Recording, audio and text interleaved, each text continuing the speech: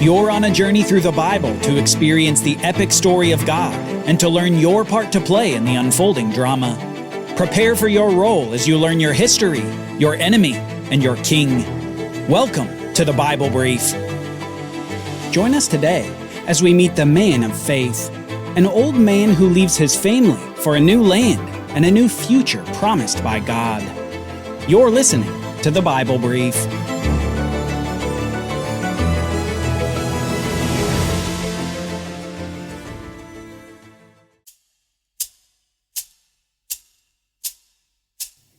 Go from your country and your kindred and your father's house to the land that I will show you. And I will make of you a great nation, and I will bless you, and I will make your name great, so that you will be a blessing. I will bless those who bless you, and him who dishonors you I will curse. And in you all the families of the earth shall be blessed.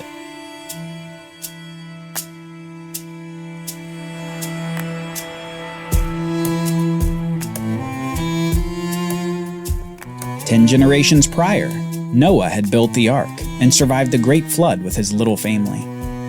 And after disembarking, his sons had sons, and their sons had more sons.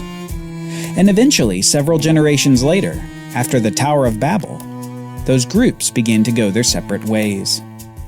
With new languages and less in common, they scattered across the earth. The descendants of Ham went to faraway places surrounding an area called Mizraim, or Egypt, while the descendants of Japheth had gone considerably north of them. They were a coastal people who'd gone all the way to the areas surrounding Javan, or Greece. Abram was a Shemite, a descendant of the most blessed son of Noah. That son with the odd blessing, but one nonetheless. It was to Shem that Noah said, "Blessed be the Lord, the God of Shem, and let Canaan be his servant." And 10 generations after Noah, Abram is called by God in a monumental shift within the Bible story. The call of Abram is a pivot point on which the rest of the Bible turns. It's the call of a man from a land of idolatry and from a family of worshiping false gods. The call away from his country, his kindred, and his father's house to a new land and a new future.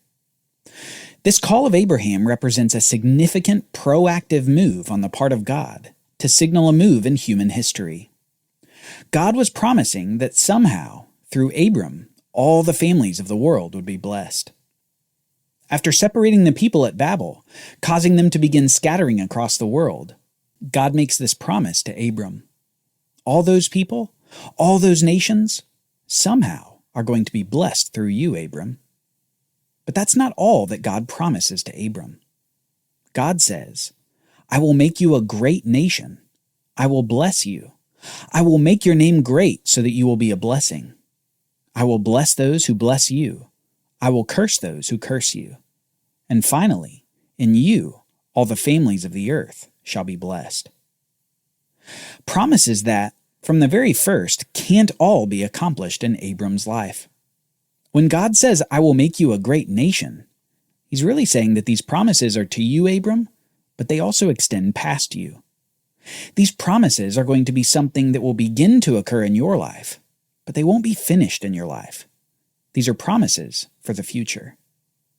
And for Abram, the only requirement for this promise is this. God says, "Go from your country and your kindred and your father's house to the land that I will show you." If Abram follows the command to go to the land, God will make these promises sure. These promises become irrevocable. In fact, these promises are the beginning of a new irrevocable covenant that we will begin to learn about. It's a covenant that spans 10 chapters in the Bible, with narrative interspersed among all the promises. A covenant where God establishes a bond between himself and Abram, and God guarantees these promises will come to pass. A bond commonly called the Abrahamic covenant. A bond that can be summarized with 3 words: land, seed, and blessing. The land of Canaan, many seed from Abram, and the blessing of all the nations of the world through a particular seed of Abram. land, seed, and blessing.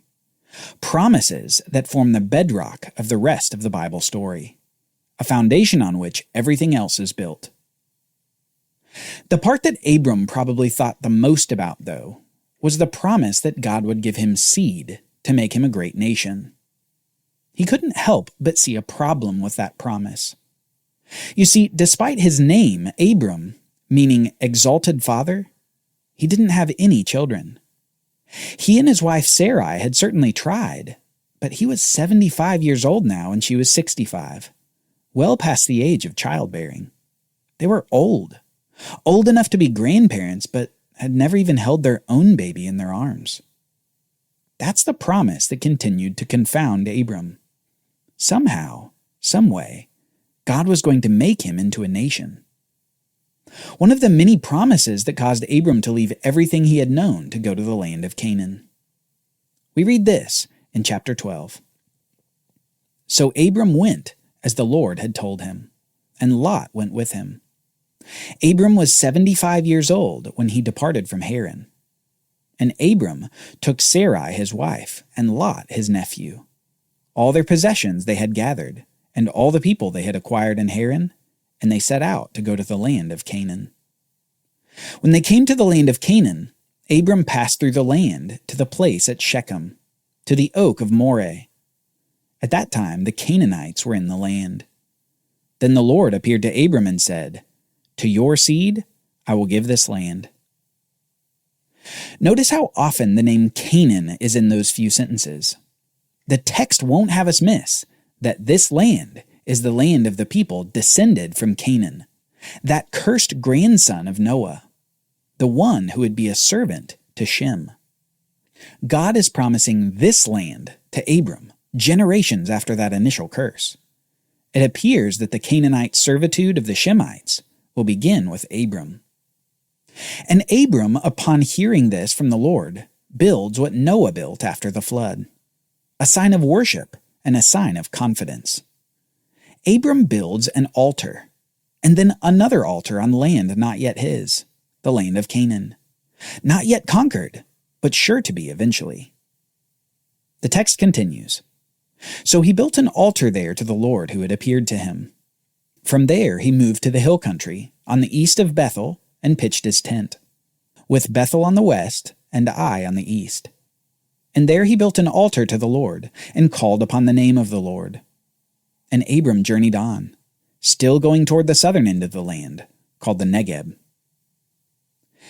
Interestingly enough, Abram doesn't simply stop upon entering the land of Canaan. He goes from the far north of the land to the far south of the land, almost as if touring what God had promised him, scoping it out, as it were, before finding a place to settle down a bit. But soon after entering the land, a problem presents itself to Abram and his entourage. There was no food. In fact, there was a significant famine, and this famine causes him to leave the land in search of food. And his search for food lands him in Egypt. But before arriving, he plots an odd sort of deception. Let's read what happens. Now there's a famine in the land. So Abram went down to Egypt to sojourn there, for the famine was severe in the land. When he was about to enter Egypt, he said to Sarai his wife, "I know that you are a woman beautiful in appearance, and when the Egyptians see you they will say, 'This is his wife.' Then they will kill me, but they will let you live. Say you are my sister, that it may go well with me because of you, and that my life may be spared for your sake." When Abram entered Egypt, the Egyptians saw that the woman was very beautiful, and when the princes of Pharaoh saw her, they praised her to Pharaoh the king. And the woman was taken into Pharaoh's house. And for Sarah's sake, he dealt well with Abram, and he had sheep, oxen, male donkeys, male servants, female donkeys, and camels. Now it seems like Abram's plot was going swimmingly. Everyone had food, and Sarai was even able to live a great life in the palace. And it says, for Sarai's sake, Pharaoh was enriching Abram. Abram is probably content with this situation, but God isn't. God isn't a fan of Sarai being in Pharaoh's house. Next we read, But the Lord afflicted Pharaoh and his house with great plagues because of Sarai, Abram's wife. So Pharaoh called Abram and said, "What is this you have done to me? Why did you not tell me that she was your wife? Why did you say, 'She is my sister,' so that I took her for my wife? Now then, here is your wife. Take her and go." And Pharaoh gave men orders concerning him, and they sent him away with his wife and all he had. Abram's fear of the Egyptians caused him to give his wife to Pharaoh. He certainly wouldn't have won a Husband of the Year award. And yet, God used Sarai's presence in Pharaoh's household as a means to enrich Abram, before finally causing Sarai and Abram's expulsion from Egypt around the end of the famine. And the state of the formerly small group is now a very rich entourage overflowing with goods. Chapter 13 of Genesis opens with this comment.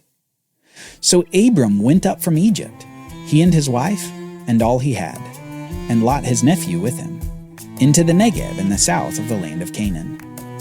Now Abram was very rich in livestock, in silver, and in gold. Despite his immoral plotting, and despite leaving the land that God had sent him to because of the famine, despite this, God has brought him back to the land for the next chapter in Abram's life. A chapter involving a land dispute, more promises of children, and an epic war among kings. Join us next time as we see his nephew Lot kidnapped and Abram forced into war. For Bible readings, reflection questions, and quizzes, don't miss the Bible Brief app. Available on iOS and Android so you can go deeper into the story.